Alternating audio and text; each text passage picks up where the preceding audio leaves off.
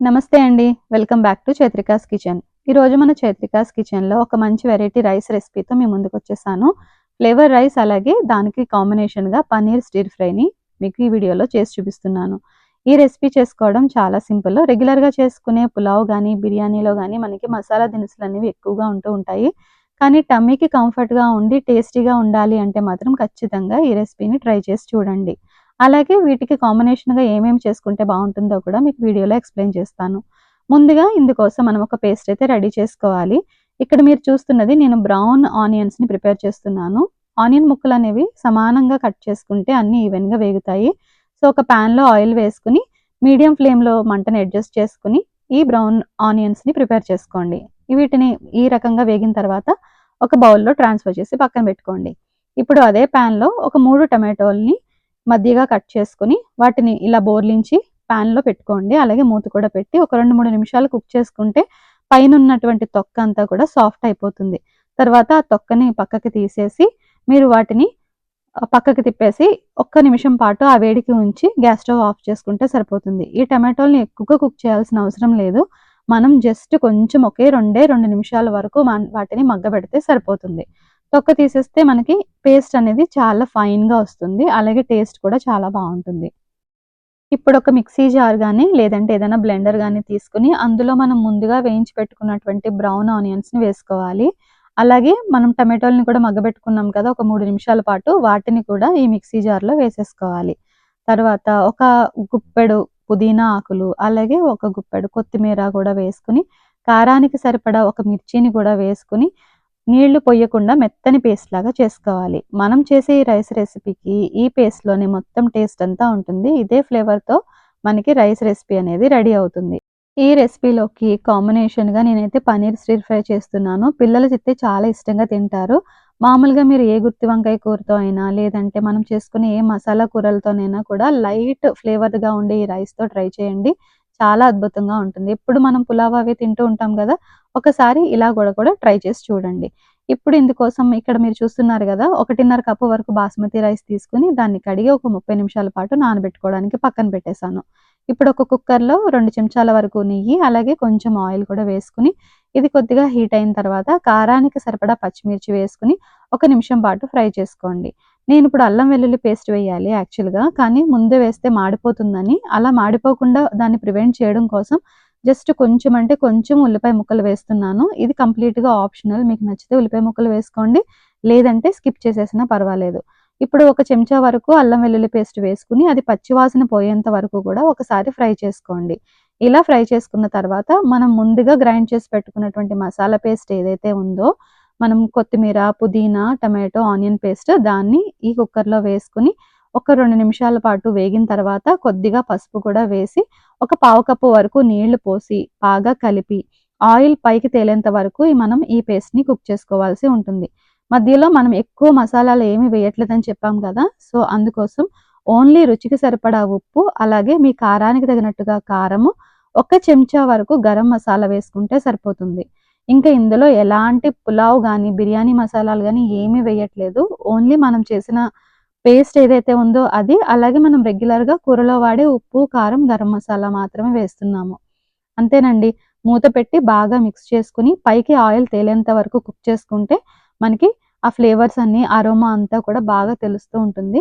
Oil ఒకసారి బాగా పైకి తేలిన తర్వాత, మనం 30 నిమిషాల ముందు నానబెట్టుకున్నటువంటి బాస్మతి రైస్ ఏదైతే ఉందో, ఆ రైస్‌ని ఇందులో వేసుకోవాలి. మీరు నార్మల్ రైస్ అయినా కూడా దీనికోసం వాడుకోవచ్చు. బాస్మతి రైస్ అయితే కొంచెం ఫ్లేవర్ ఎక్కువుంటుంది. నేను 1:30 కప్ బాస్మతి రైస్ తీసుకున్నాను కాబట్టి, ఇక్కడ 2:30 కప్పుల వరకు నీళ్లు వేస్తున్నాను. నేను తీసుకున్నవి పాత రైస్.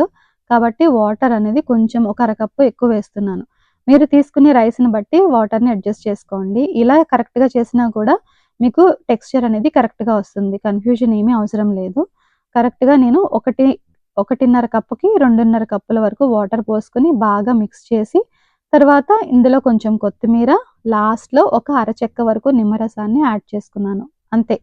ఇంకా మనం కుక్కర్ మూత క్లోజ్ చేసి ఒక 3 లేదంటే 2 విజిల్స్ కరెక్ట్‌గా మీకు రైస్ కొంచెం పదునుగా తింటాము అనుకుంటే 2 విజిల్స్ సరిపోతాయి. లేదు చల్లారిన తర్వాత పొడి పొడిగా ఉండాలి, కొంచెం సాఫ్ట్‌గా ఉండాలి అనుకుంటే 3 విజిల్స్ పెట్టుకుంటే చాలు.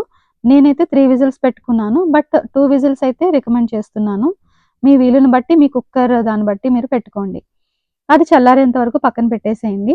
ఇప్పుడు మనం పన్నీర్ స్టిర్ ఫ్రై కోసం పన్నీర్ ముక్కల్ని వేసుకొని మీకిక్కడ డిస్‌ప్లేలో కనబడుతున్న అన్ని పౌడర్స్ అంటే పసుపు, కారం, ఉప్పు, పెరుగు, అలాగే జీలకర్ర, ధనియాల పొడి, ఇంకా కొంచెం అల్లం వెల్లుల్లి పేస్టు, పెరుగు, నిమ్మరసం ఇవన్నీ.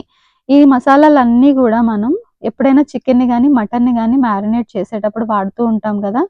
అవే మసాలాలు ఇక్కడ వాడుతున్నాను. పిల్లలైతే చాలా ఇష్టంగా తింటారు. మీకు నచ్చితే గనక ఇందులో గరం మసాలా కూడా యాడ్ చేసుకోండి. నేనైతే యాడ్ చేయట్లేదు. ఇవన్నీ బాగా చేత్తో బాగా కలిపేసి ఒక 10 నిమిషాలు రెస్ట్ ఇచ్చేయండి.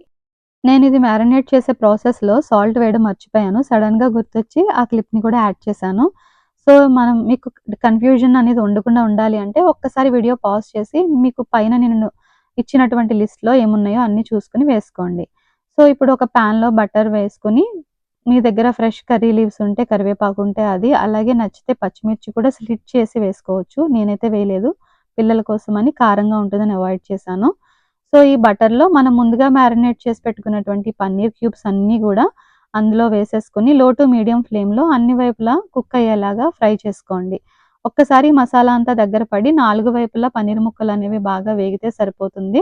మీరిలా వేపుతున్నప్పుడే ఒకసారి సీజనింగ్ అది చెక్ చేసుకోండి. ఉప్పు అన్నీ, కారం అన్నీ సరిపోయినాయా లేవా అని. ఒకవేళ మీకు యాడ్ చేసుకోవాల్సొస్తే యాడ్ చేసుకోండి. ఇంతే అండి. చాలా సింపుల్. మీకు లాస్ట్‌లో నచ్చితే ఇంకొంచెం నిమ్మరసం పిండుకున్నా గూడా ఎలాంటి ఇబ్బంది లేదు. ఈ ఫ్లేవర్డ్ రైస్‌లో నేనైతే పన్నీర్ స్టిర్ ఫ్రై చేశాను. మీరైతే ఏ కూరతోనైనా సరే ఎంజాయ్ చేయొచ్చు.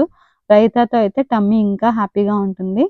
సో, పిల్లలైనా, పెద్దలైనా ఎవ్వరైనా సరే పులావ్ తింటే గ్యాసొస్తుంది, బిర్యానీ తింటే గమ్మున అరగదు అనే ప్రాబ్లమ్ ఉంటే మాత్రం ఈ ఫ్లేవర్డ్ రైస్‌ని ట్రై చేసి చూడండి. చాలా బావుంటుంది. నేనైతే చాలా సార్లు రకరకాల ప్రయోగాలు చేస్తూ రకరకాల ఫ్లేవర్ రైస్‌లనేవి ఇంట్లో ట్రై చేస్తూ ఉంటాను.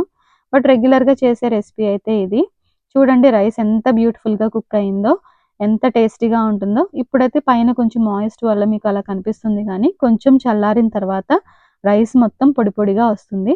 ఇక్కడైతే నేను మీకొక చిన్న టెక్నిక్ చూపిస్తున్నాను. అదే ప్రెజెంటేషన్ టెక్నిక్.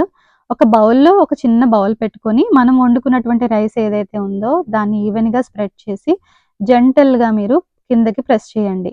అది అప్పుడు మీరు ఏ ప్లేట్‌లో అయితే సర్వ్ చేయాలనుకుంటున్నారో ఆ ప్లేట్‌లో ఇక్కడ చూపిస్తున్న విధంగా ఫ్లిప్ చేసి చూస్తే, మెల్లిగా బౌల్ తీస్తే మీకు ఒక సర్ప్రైజ్ లాగా చిన్న బౌల్ కనబడుతుంది.